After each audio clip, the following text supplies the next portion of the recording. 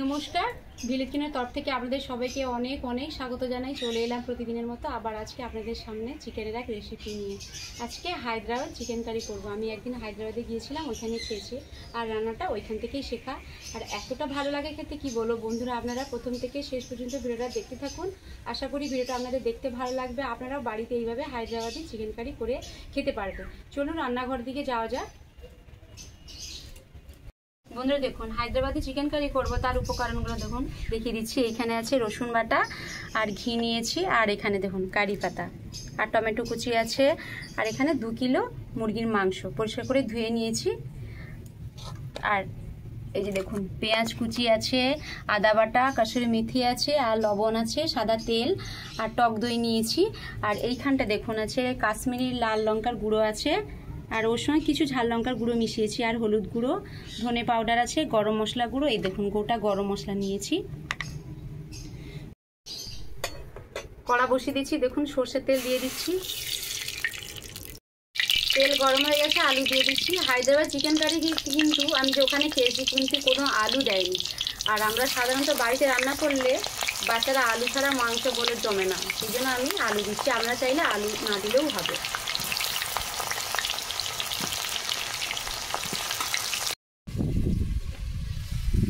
বন্ধুরা দেখুন আলু ভাজা হয়ে গেছে, তুলে নেব।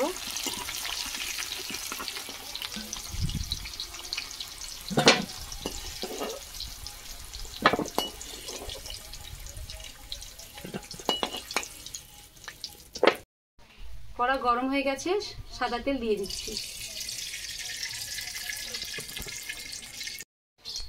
দেখুন 1 চামচ ঘি দিয়ে দিচ্ছি।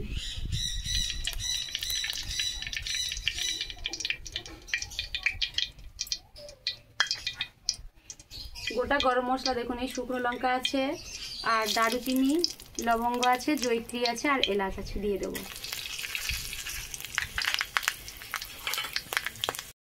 গরম মশলা ভাজা হয়ে গেছে, পেঁয়াজ কুচি দিয়ে দেবো।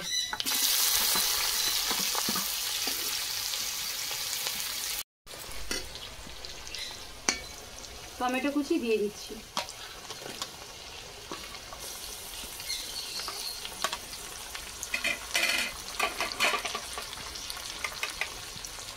লবণ দিয়ে দেবো, তাহলে টমেটো আর পেঁয়াজ খুব তাড়াতাড়ি গলে যাবে। দেখুন 1 চামচ দিচ্ছি।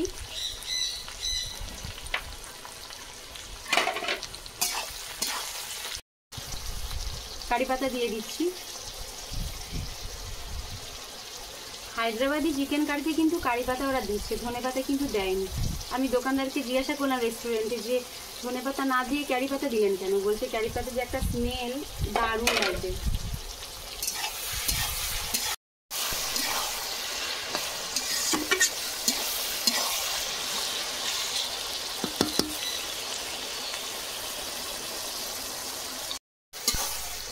দেখুন পেঁয়াজ আর টমেটো ভালোভাবে গলে গেছে, এবার রসুন বাটা দিয়ে দেবো।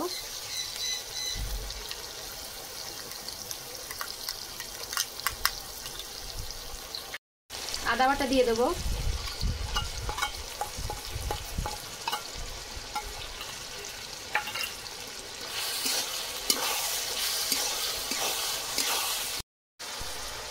লঙ্কা গুঁড়ো দিয়ে দিচ্ছি 1 চামচ, আর 2 চামচ লঙ্কা গুঁড়ো দিলাম।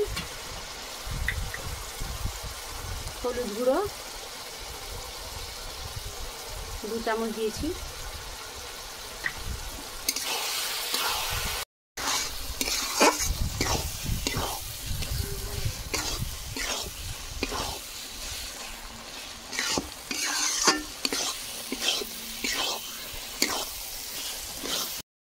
ধনে গুঁড়ো দিয়ে দেবো, এটা 1 চামচের একটু কম আছে। মশলা তলায় বসে যাচ্ছে, জল দিচ্ছি।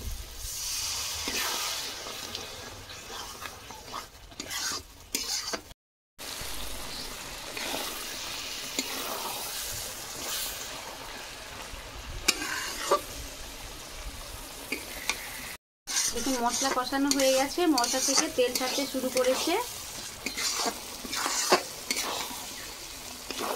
এবার মাংস দিয়ে দেবো।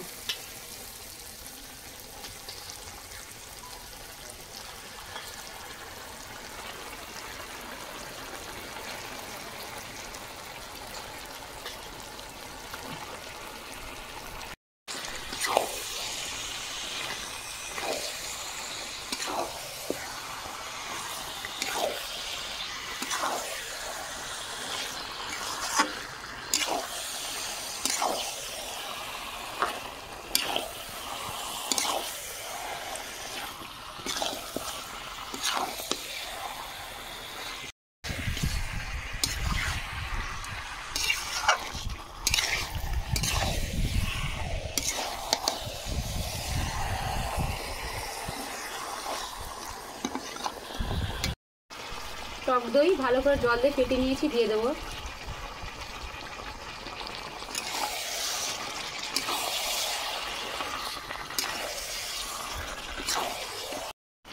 দেখুন কাসুরি মেথি ওপর থেকে ছড়িয়ে দেবো।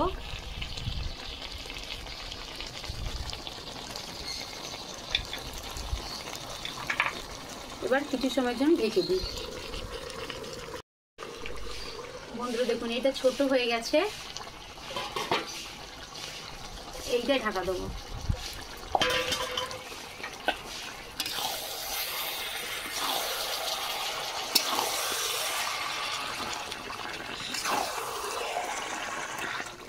ভেজে রাখা আলু দিয়ে দেবো।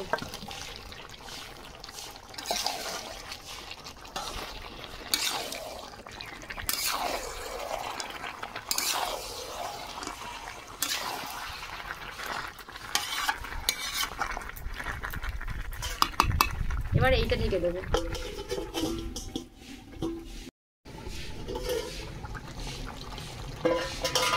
বন্ধুরা দেখুন লবণ দিইনি তো কতটা জল বেরিয়ে গেছে। এবার তখন যখন আমি পেঁয়াজটা ভাজি তখন দিয়েছিলাম, তো এখন খুব সামান্য লবণ দিচ্ছি।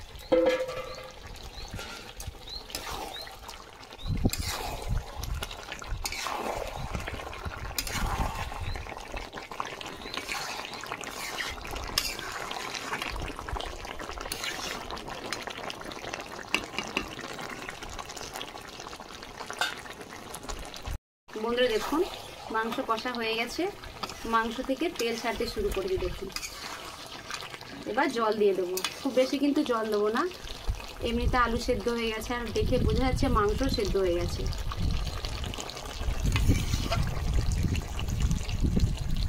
জল দিয়ে দিচ্ছি।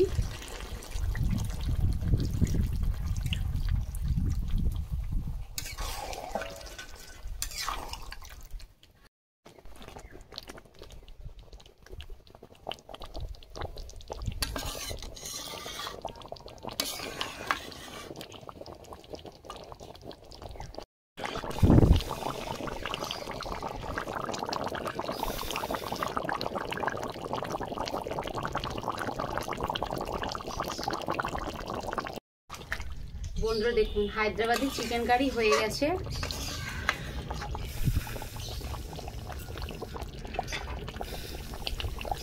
নামানোর আগে গরম মশলা গুঁড়ো ছড়িয়ে দেবো।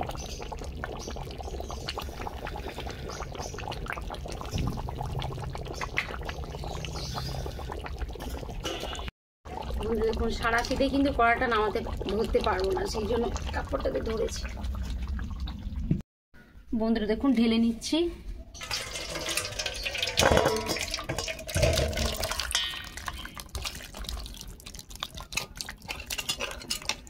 ধরতে পারছি না, কি গরম। কড়া বসিয়েছি, কড়ার মধ্যে সর্ষের তেল দিচ্ছি। আমার তখন একদম খেয়াল নেই যে এর মধ্যে একটু লাস্টে পেঁয়াজের বেরেস্তা দিতে হবে, আমার খেয়াল নেই।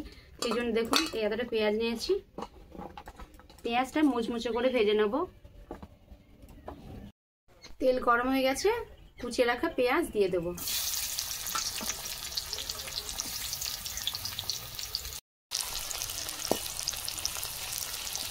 বন্ধুরা দেখুন এই যে পেঁয়াজ মুচমুচে করে ভেজে নিয়েছি, তুলে নেব।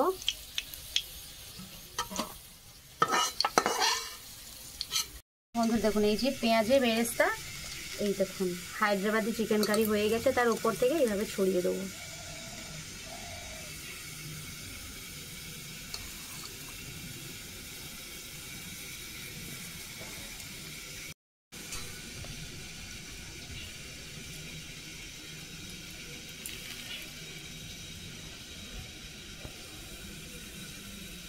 বন্ধুরা দেখুন চিকেন তো হয়ে গেছে, এবার ছেলের আবদার শুধু চিকেন দিয়ে ভাত খাবো না, ওর সঙ্গে একটু আলু ভাজতে হবে। সেই জন্য দেখুন আলু ভেজে নিচ্ছি। বন্ধুরা দেখুন একটু চিনের বাদাম থাকলে ভালো হতো। কারি পাতা দিয়ে দিচ্ছি আর পোস্ত।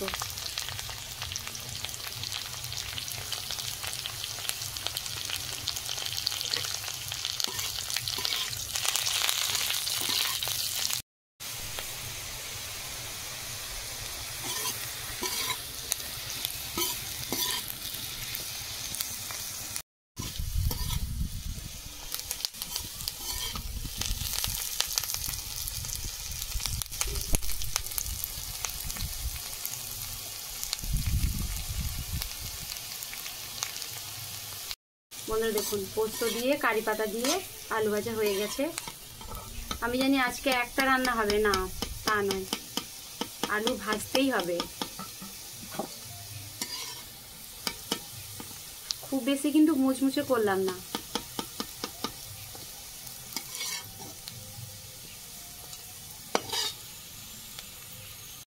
বন্ধুরা দেখুন হায়দ্রাবাদি চিকেন কারি দেখতে কত সুন্দর, আর খেতে তো অসাধারণ লাগবে। দেখুন খুব কিন্তু আমি একদম মাখো মাখো করলাম না, একটু জুস আছে, ভাত দিয়ে ভালো লাগবে খেতে। তার সঙ্গে আবার আলু আছে। আপনারা তো চিকেন দিয়ে অনেক রকম রান্না করে খেয়েছেন, তো একবার আমি যেভাবে রান্না করেছি রান্না করে খাবেন, দেখবে সত্যি বলছি বন্ধুরা খুব ভালো লাগবে খেতে। তার সঙ্গে দেখুন এই যে খুব মুচমুচে নয়, পোস্ত দিয়ে কারি পাতা দিয়ে আলু ভাজা করেছি। ভিডিওটা এখানে শেষ করছি। এর থেকে আরো ভালো ভালো রান্না আপনাদের আমি করে দেখানোর চেষ্টা করব। ভিডিও যদি ভালো লাগে থাকে লাইক কমেন্ট সাবস্ক্রাইব করবেন, পাশে বেল আইকন আছে প্রেস করবেন। আমি যা যা সর্বপ্রথম রান্না করবো আপনার কাছে পৌঁছে যাবে। সবাই ভালো থাকবেন, সুস্থ থাকবেন। পরে ভিডিওতে দেখা হচ্ছে। নমস্কার।